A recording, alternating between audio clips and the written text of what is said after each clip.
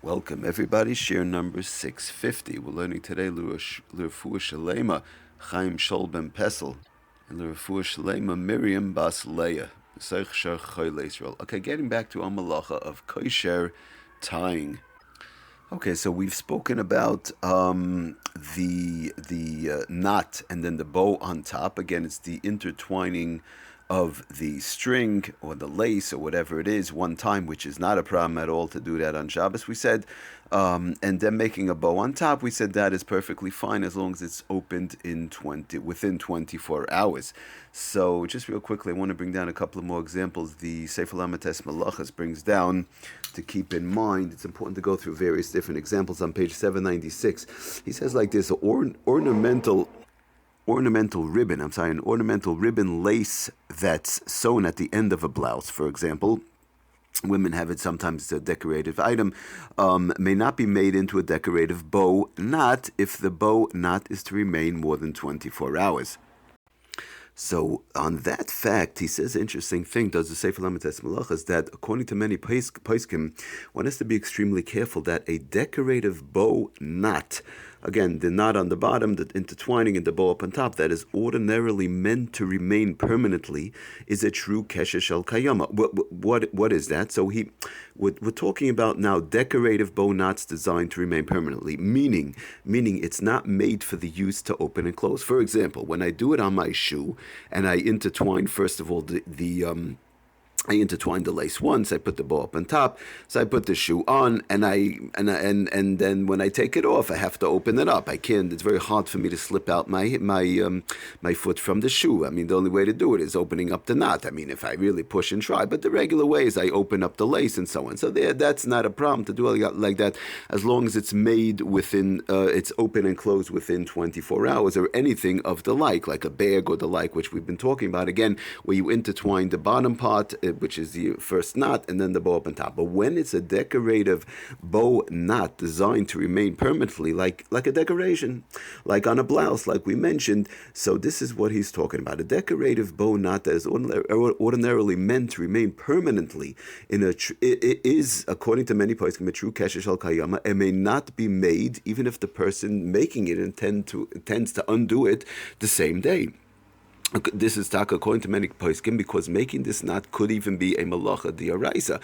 For example, so first of all, we see that there's a distinction, interesting, between, according to many poskim, in any case, between when the knot when the initial twining, the first knot, and then the bow on top is made for regular usage, like on a shoe or opening up a bag or the like, or when it's made for decorative purposes, because of the fact that it's going to stay like that. There's no need to open it. So that's what he brings down. For example, permanently attached laces to a slip-on shoe. For example, if somebody has loafers, which is like a slip-on shoe, and it's made to slip on and off, but for fanciness, for the design, they have on top laces, so it looks nice, but it's made to slip on and off. You do not have to open up the laces on top to remove one's foot from the shoe. It's just there for decorative purposes. So making a knot and then a bow on top of that would be running into a problem, even though one has a mind to reopen it the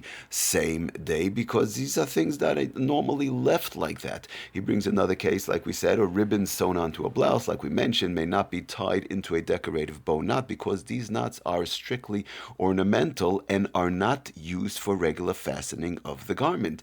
They are thus meant to be tied only once. They're tied once with the hope that the bow knot will remain permanently in the place, and the person wants it to stay like that. Not like by the shoe, they want to, it's going to come a point, they want to take off their shoe, so they want to open it up. But over here, they wanted to say, because this is the decorative, this is the ornament of the blouse. This is the way. This is the decorative, the fanciness of the shoe. It's a loafer, but it has a nice lace up on top just for decorative purposes. So such a thing, one has to be careful on such a type of an item whereby it's for decorative purposes and not for usage, like we mentioned, those cases, for example, like the loafers, like the slip-on shoe, the blouse, and the like, the ribbon on the blouse.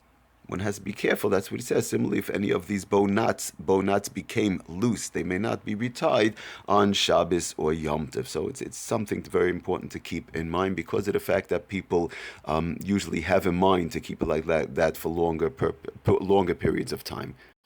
Okay, so just to read from the Sefer Shabbos Home, page 203, he quotes the Bir Halacha.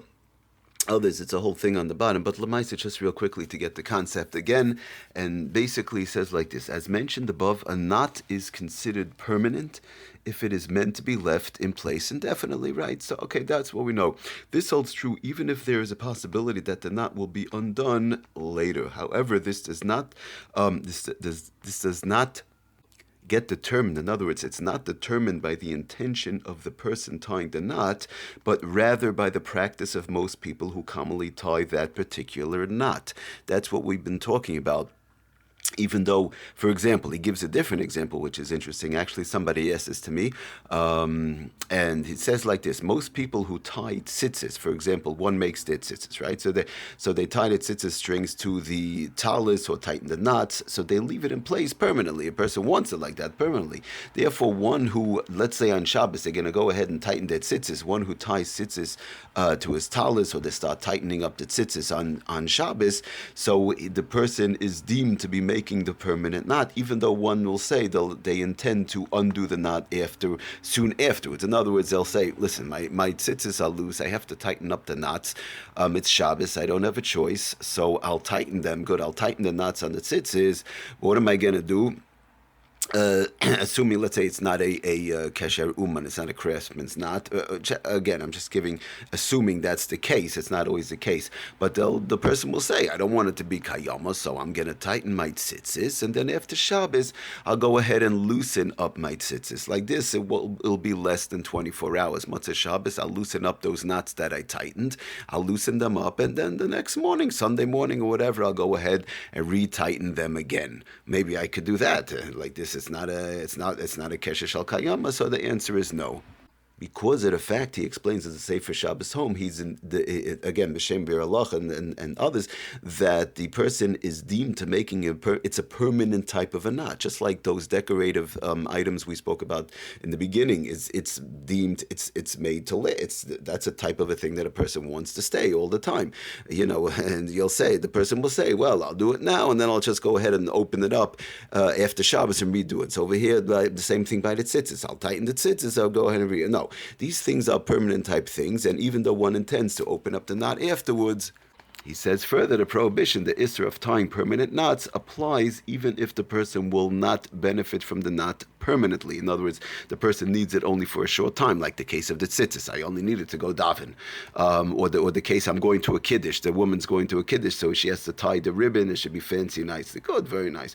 Or the case of a shoe. A person's going out, so he wants to make that that bow, like we said, the knot and then the bow up on top, and it's a loafer, but the shoe gets slipped on and slipped off very easily, no problem. This is just a decorative thing, so that again, even though they only need it for a short period of time, it would not help. And because of the fact these are permanent type of things in general, and that's what people make them for, permanent, longer periods of time. Even though this person particularly has in mind, he doesn't want to be mechalel Shabbos, so therefore I have in mind to open it after Shabbos, since it's a permanent thing that people always leave permanent.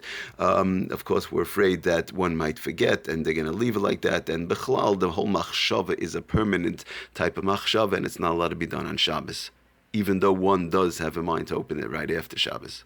Just real quickly to read the Lashon from the Bir Halacha. It's very interesting. In Siman Shin Yud Zayin, it's the first Bir Halacha, very big Bir Halacha. It's mamish right in the middle, but just to read out a line or two, he says like this: that the nearer the kesher shedarka shel ha'olam lasoisei b'kviyas, when the derech is that this type of item that's being tied, the knot that's being tied, and the way it's being tied, like the examples which we've spoken about, then in other words, the kesher shedarka shel ha'olam lasoisei b'kviyas, then lo yazlinam b'asa machshavas HaKOSHAIR. Then we don't go after the das of the one who's tying it. Levatel shem keshel mimenu. Levatel shem kesher mimenu. The Bir Halacha says, "Takash derech kaluim she'osim kesher shel zebekvis, when it's this type of knot that's being made in the cases we spoke about is done by most people bekvis for longer periods of time. V'hu gam kein asur chazakaro. It's also made tighter, okay, but v'loyas linam basar daitai shu choyshev lati, and we don't go after the person's das who's tying it that what shu choyshev lati rai b'yom. It's that the person wants to open it the same day. We don't go after that das. V'is batal al dezeh shem kesh mimeni. You don't go after that his das. We go after what type of an item is the person dealing with, and so the cases like we explained. One has to be careful if it's for decorative purposes, and we spoke about the tzitzis and so on, and the shoe and the ribbon and so on. One has to be careful unless it's the type of a knot that the person is making in the cases that we spoke about. When it's for usage and it's made to open by everybody also, it's fine. But when it's made to be left for longer periods of time by most people who make such a knot, even though the person has intention to open it the same day, that should not be done also. Thank you for listening. Atzlach and bracha, kol tov.